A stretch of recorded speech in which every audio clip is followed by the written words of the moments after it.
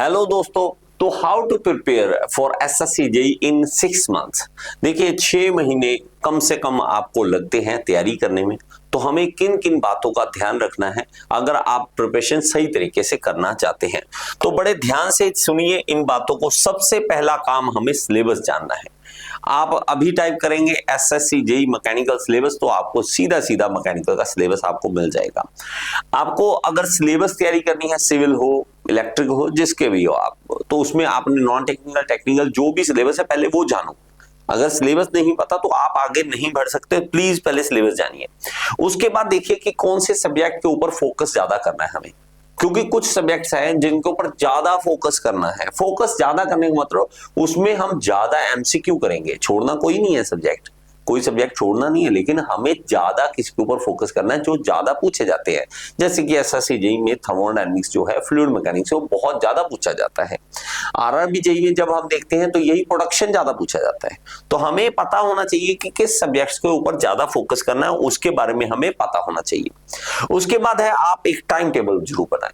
अब आप कहेंगे सर टाइम टेबल बनाते हैं लेकिन फॉलो नहीं होता, लेकिन क्या करें, फिर भी आपको कह रहा हूं कि एक टाइम टेबल तो आपका होना चाहिए जिसमें आपको पता होने चाहिए कि मुझे आज के दिन इतना टारगेट कंप्लीट करना है।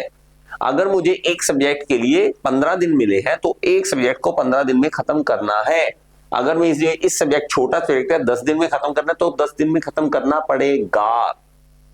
ये आपको लिखना है। ये आपको पता होना चाहिए कितने टाइम में मैं क्या चीज खत्म कर लूंगा। अब सबसे बड़ी बात है कॉन्सेप्ट्स की।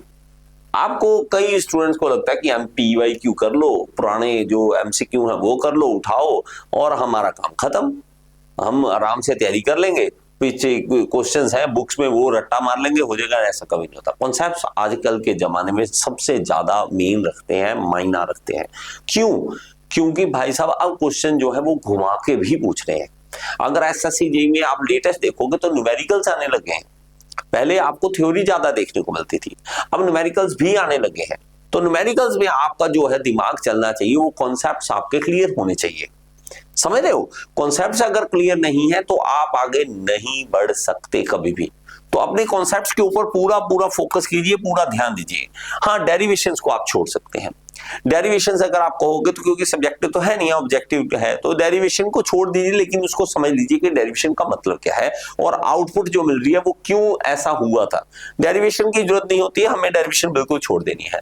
Don't believe on soft data, ये तो हर बार कहता हूं मैं।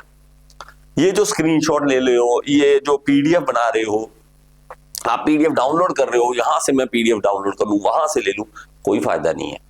अब आपको सर ऐसा कह रहे हो आप, सच में मैं कह रहा हूं ये सच बात है। यहां पे मैं आपको दिखाता हूं, ये हमारी मेहनत होती है। मेहनत जो है हमेशा आपको देखने को मिलेगी। यहां देखिए, ये जो है ये नोट्स बना रखे हैं, ये हैंड रिटन नोट्स है। हैंड रिटन नोट्स है। अब ये हैंड रिटन नोट्स जो है आपको आउटपुट बाहर मिली है। यही अगर मैं आपको इस पीडीएफ दे दूं, आप पढ़ भी नहीं पाओगे इसके। आप डाउनलोड जरूर कर लोगे, रख लोगे अपने में, पढ़ नहीं पाओगे। तो आपको क्या करना है, इस तरह से आपके पास हैंड रिटन नोट्स होने चाहिए। और अगर आप इसको लेना चाहते हो, आपको ऐप के अंदर मिल जाएंगे, ये नोट्स मिल जाएंगे। अगर ये सारा पीडीएफ लेना है, इसको डाउनलोड करके और प्रिंट आउट ले लेना। सॉफ्ट डाटा नहीं, सॉफ्ट डाटा कभी नहीं। और उससे भी ज्यादा अच्छा है अगर यही वाले नोट्स खुद बनाओ आप। जब आप बनाओगे तो ज्यादा इफेक्टिव है, 100% इफेक्टिव है। अब आप में से कुछ बच्चे, सर मैं स्क्रीनशॉट ले लूं, मैं स्क्रीनशॉट ले लूं, मैं पीडीएफ इकट्ठे कर लूं, मैं ये कर लूं, कुछ नहीं होने वाला।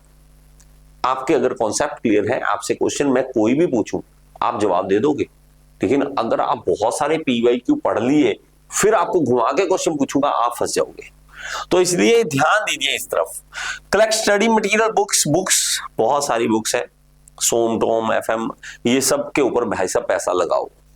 आप में से बहुत सारे बच्चे, सर पता नहीं हमारे देश में हमें क्या दिक्कत है, हम शादी ब्याह में इधर उधर सब जगह पैसा लगाने को तैयार है। स्टडी के मामले में जब हम आते हैं तो हमें लगता है कि हम गरीब हैं। अब आप में से कोई बच्चे, सर आप तो मजाक उड़ा रहे हो, गरीब होते तो होते हैं। भाई साहब कोई इतना गरीब नहीं होता कि बुक्स ना खरीद कर सके। बुक्स खरीदने के लायक तो हम होते हैं।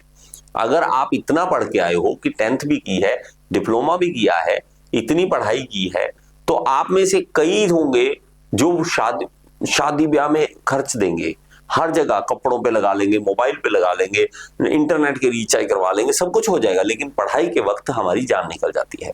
मैं हर बार कहता हूं भाई साहब, बुक्स खरीदने में कभी भी कंजूसी मत करो। ये एक तरह का आपका इन्वेस्टमेंट है, ये कोई खर्चा नहीं है, कभी भी कोई खर्चा नहीं होता। फिर भी आप कहते हो सर मेरे पास पैसे कम है, फिर एक काम कर सकते हो, आप किसी से उधार मांगिए बुक्स आप कहीं से ले लीजिए, किसी के कहिए कि हमें 6 महीने के लिए बुक्स चाहिए मुझे, मैं वापस कर दूंगा। वो आपके अगर सीनियर है उनसे लीजिए, आप लाइब्रेरी से ले सकते हैं वहां से, लेकिन बुक्स लेना इंपॉर्टेंट है। ये जो मेरी वीडियोस है आपको समझा देंगी, पीडीएफ नोट्स दे दूंगा, लेकिन बुक आपके सामने होनी चाहिए। अगर मैं एक न्यूमेरिकल कराऊंगा तो 10 न्यूमेरिकल आप खुद कीजिए घर पे कीजिए न्यूमेरिकल, तब आपको फायदा मिलने वाला है। मेक शॉर्ट नोट्स, ये सबसे इंपॉर्टेंट है, नोट्स आपके शॉर्ट होने चाहिए। जब आप इतना बड़ा लिखते हो कि 10 पेज 20 पेज में आ रहा है, उसको आप 20 पेजों का काम 1 या 2 पेज में निकाल दो। इतनी जल्दी शॉर्ट में आप पढ़ाओ, आप अपने नोट्स बनाओ, तो नोट्स आपके शॉर्ट होंगे, जल्दी से रिवीजन भी हो जाएगी। रिवीजन नहीं होगी तो आपको परेशानी आएगी। उसके बाद पीवाईक्यू पे आना है कि प्रीवियस ईयर क्वेश्चन पेपर मैं सॉल्व करके देखूं अब कि मेरे में कितना दम आ रहा है, फिर आपको देखना पड़ेगा कि पीवाईक्यू कैसे चल रहे हैं। ठीक है, समझ आ रही है ना मेरी बात? अब आप में से बस बहुत सारे बच्चे हैं जो हमारे साथ तैयारी करना चाहते हैं। हाँ, एक रिवीजन की बात रह गई, रिवीजन जरूर कीजिए। रिवीजन आप कैसे कहेंगे?